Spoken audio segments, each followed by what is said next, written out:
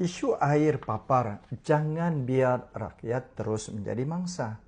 Assalamualaikum warahmatullahi wabarakatuh. Salam sejahtera, salam hormat untuk seluruh rakyat Sabah. Tuan-tuan dan puan-puan, apa kabar? Semoga anda berada dalam keadaan yang baik, sejahtera dan sihat. Isu air di Papar, khususnya di Kinarut dan kawasan sekitarnya, bukan lagi isu baru.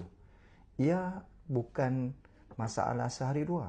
Ia adalah krisis berpanjangan yang telah menguji kesabaran rakyat, menggugat kehidupan harian dan mencalar maruah takbir urus kerajaan.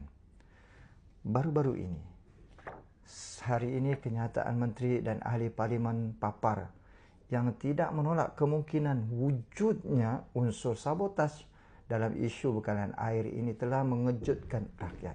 Kenyataan ini bukan kecil kerana sabotaj bermaksud perbuatan berniat jahat, bukan sekadar kegagalan teknikal atau kelemahan pengurusan. Jika benar ada sabotaj, maka ini bukan sekadar isu pentadbiran, ini adalah jenayah terhadap rakyat. Saudara-saudari yang saya hormati, air bukan kemewahan. Air adalah keperluan asas. Tanpa air, rakyat tidak boleh memasak, tidak boleh mandi, tidak boleh berniaga, tidak boleh menjaga kebersihan, tidak boleh menjalankan perniagaan kecil besar, sekolah, klinik dan rumah ibadat turut tercecas. Dalam negara yang merdeka lebih daripada 60 tahun, adalah tidak masuk akal rakyat masih bergantung kepada air lori, tahan hujan atau terpaksa berjaga malam menunggu air mengalir.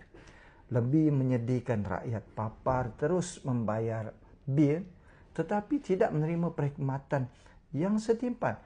Ini bercanggah dengan prinsip keadilan sosial dan hak pengguna. Tuan-tuan dan puan-puan, dan saya ingin tegaskan dengan sejelas-jelasnya di sini.